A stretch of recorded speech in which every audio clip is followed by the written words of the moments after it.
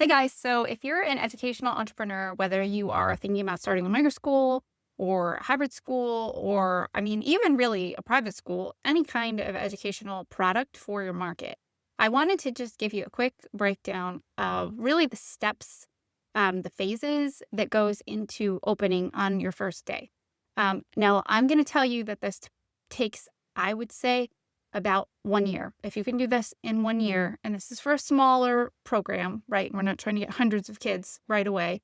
Uh, we'll talk about the size a little bit, but that's part of phase one. But this isn't trying to open a huge school of 500 kids in 1 year. This is opening, just launching a pilot, like a startup program. Okay.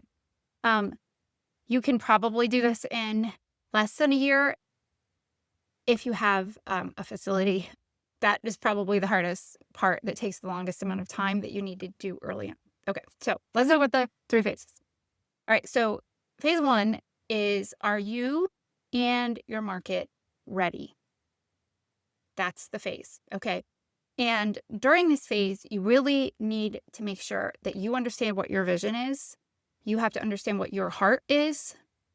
I would really encourage you to understand a little bit about your experience and your strengths and weaknesses going into this, not because you can't do it, but because you need to understand where you're going so that you can use your strengths to your advantage and you can fill your gaps as quickly as you can.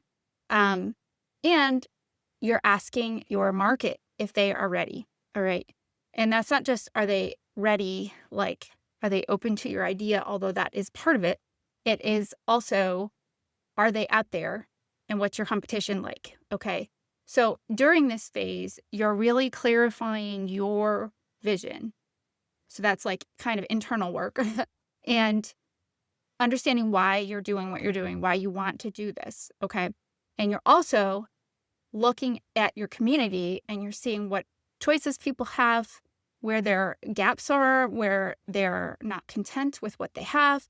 You're doing this through talking to people, maybe through some surveys, and you're doing it through a little just researching what other options are out there.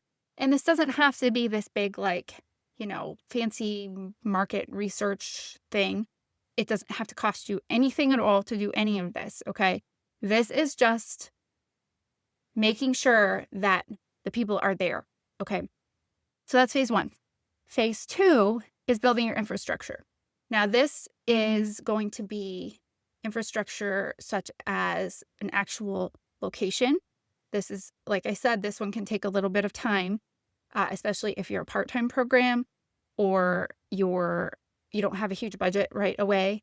And so you're having to, figure out how much things cost and how much space you need and all of that, which is why you started with your vision and you're making sure that you have clarity on your what you're trying to build. And so you're building the infrastructure in the sense that you're going to find your location. You're going to make sure that your budget works with the location. You're going to make sure you have a budget. You're going to do research on curriculum and supplies and insurances and all of that. Just understand what you need to budget for. And you're also going to build your systems. And again, this doesn't have to be this big complex thing. It could be a really simple 1 or 2 page website on Squarespace. I would recommend Squarespace just because it's very too intuitive. If I can use it, anybody can use it. But there's other platforms that people really like, and maybe Google Forms or something. It can be pretty simple, but you're building infrastructure thinking ahead, how am I going to collect people's tuition? How am I going to have people sign things? Where am I going to post documents? How am I going to collect student information?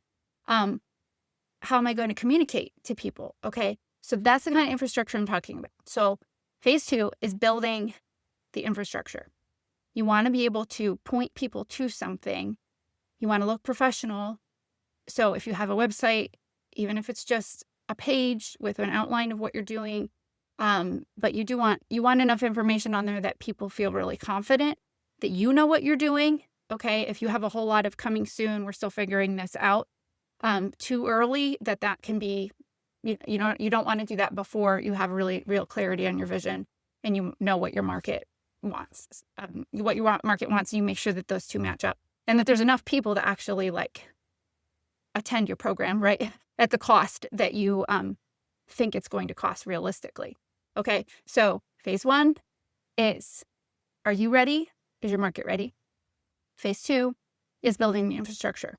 Now, phase 3, I guess I'm going to call that launching, but it starts before your kids come in, but it's collecting actual student admissions, like actually getting students in, collecting their information, and it's hiring, and it's making sure that all of your like logistical stuff, like what your day is going to look like, what your schedule is going to look like, what your curriculum is going to be, is all in place. Things like safety plans, handbooks, rules, just things that communicate to the internal community of your school, your families, that you have thought ahead on things, that you know what you're actually delivering and what it's actually going to look like.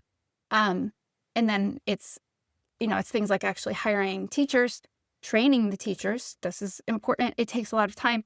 Training the teachers and making sure that they're able to implement what your vision is on the ground. And also educating yourself so that you can supervise them and coach them through delivering that. Okay. So that part of it comes in after you have that infrastructure built. Okay. Now, for a timeline, I would really recommend that you take, first one probably can be like the shortest, maybe 4 to 8 weeks. If you like have some interest meetings, maybe put some surveys out there, you do a little personal, assessment and write up a mission statement and all of that. It really doesn't need to take very long. I would recommend giving it 4 to 8 weeks just because it gives you time to like spread the word and have other people help you spread the word about interest meetings and things like that. The infrastructure part can easily take 3 to 5 months. Looking for a building can easily take a couple of months. Building a website, maybe you want a logo, maybe you're, researching some, forms and tuition management or whatever, or it might just be some bookkeeping and that kind of thing, to figure out what systems you're going to use, payroll systems and all of that. Again, it's a little bit of research. It's a little bit of like, calling people and setting things up and all of that. But the building part can take the longest, which is why if you already have a facility, this can be a lot shorter of a process. And then that last part, where you're actually launching a program, is probably going to take you about 3 or 4 months. Okay. So again, it's roughly a year if you are starting from nothing and you're going from just zero, like just you're sitting in your house with an idea and no money and not really knowing if anybody's really interested in this, to actually opening your doors for a program, a smaller program of maybe 20 to 30 kids to open, but it could even be 15 kids or something like that. If you're just getting started and that's what your goal is, give yourself about a year. Those are your 3 phases from are you ready, building your infrastructure, and then launching. Okay? So hopefully that helped you out. It can be done. You just need to give yourself the time and the research, and you can have it going in a year.